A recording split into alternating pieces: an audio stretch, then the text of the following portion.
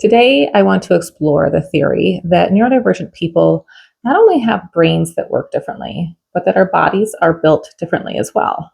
I'm going to look at it through the lens of things that are typically considered comorbidities of ADHD and autism, things like hypermobility, which is a really big one. And I didn't realize how many neurodivergent people hypermobility affects, nor did I realize that it goes far beyond the physical presentation of bendiness and double jointedness. I have several research articles and podcasts that I used for the information for this video, and I'll leave those down in the description below. Then I want to go over a few personal examples that I see in my life and in my kids' lives. I'm hoping that this will bring kind of those abstract, unfeeling facts down into more of a real life, everyday focus. As always, I welcome your feedback below in the comments and subscribe for a wide variety of videos that relate to neurodivergence as to whatever strikes my fancy or lights up my hyper focus for a season. So just some quick info about me. My name is Sarah.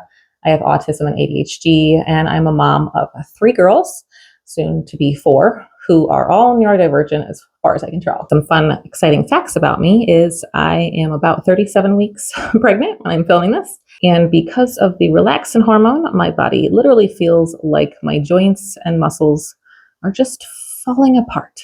So the first piece of research that I have on this that really sparked this idea in my mind was a podcast recently done by the Hidden 20%, where the woman who was being interviewed had so much background and information that she had researched for many years. And a lot of it had to do with autism, as well as ADHD and chronic illness, and specifically hypermobility and how that tied into all of these things. That there is a relationship between hypermobility and conditions like ADHD and autism.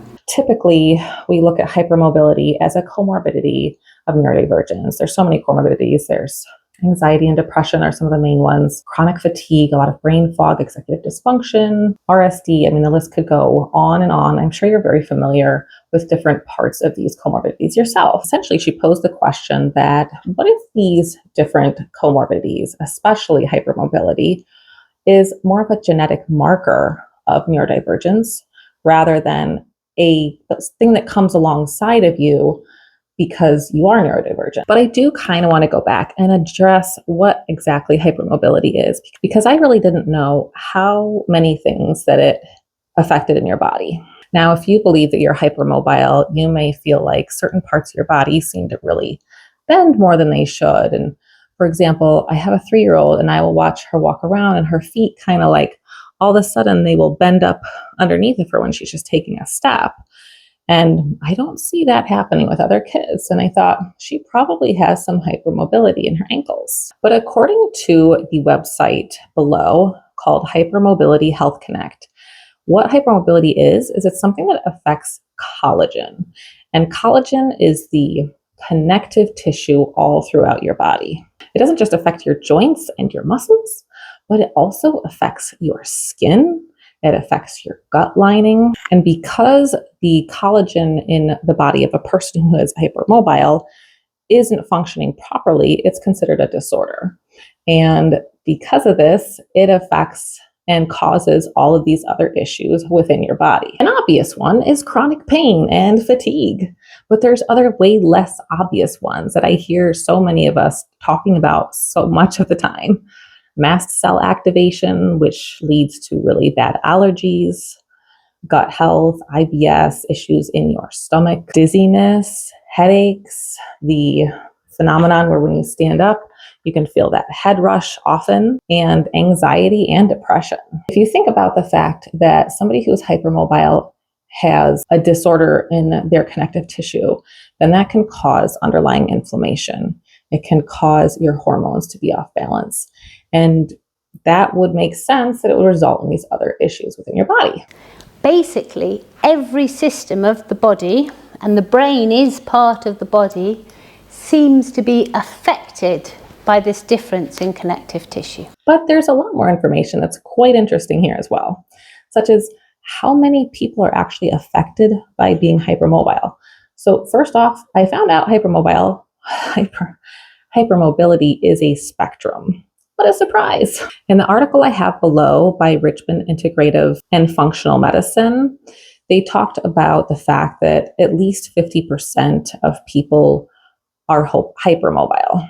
And the percentage tends to decrease as you get into adulthood, down to close to 20%, which is still quite high. Now, I will agree that this particular article may be a little bit biased because they are, in a sense, trying to sell you a product or a feature that's going to help you if you're hypermobile. However, the information that I found lined up with all the other information I found and the other research things that I found. I want you to look at the pink bits. So those are our patients, female patients.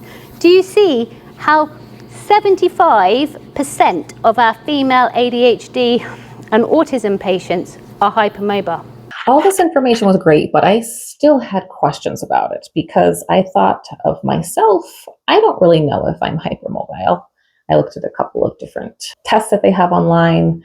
You don't quite line up. And I think the fact that the disorder can be on a spectrum is really key here. Hypermobility.org shed a lot of light on the rest of the questions that I had, which was, first off, why does it seem like now in my life I have more of these issues? Well, they talked about how hypermobility can be in a manageable range.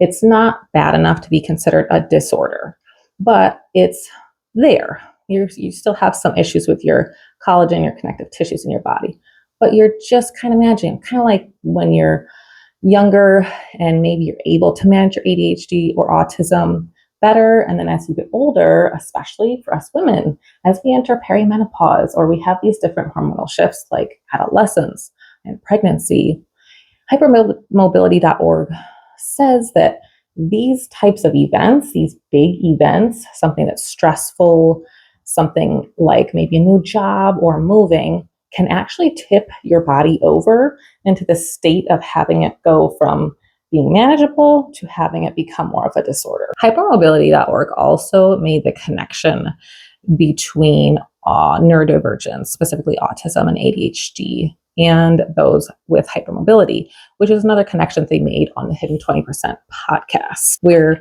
she asserted that this is more of a genetic marker for having these neurodivergent brain traits rather than just something that often comes alongside being neurodivergent. It makes a lot of sense. The theory makes a lot of sense to me. But as we all know, there's always so much more research that needs to be done, and we can only make guesses and look for patterns in our own lives.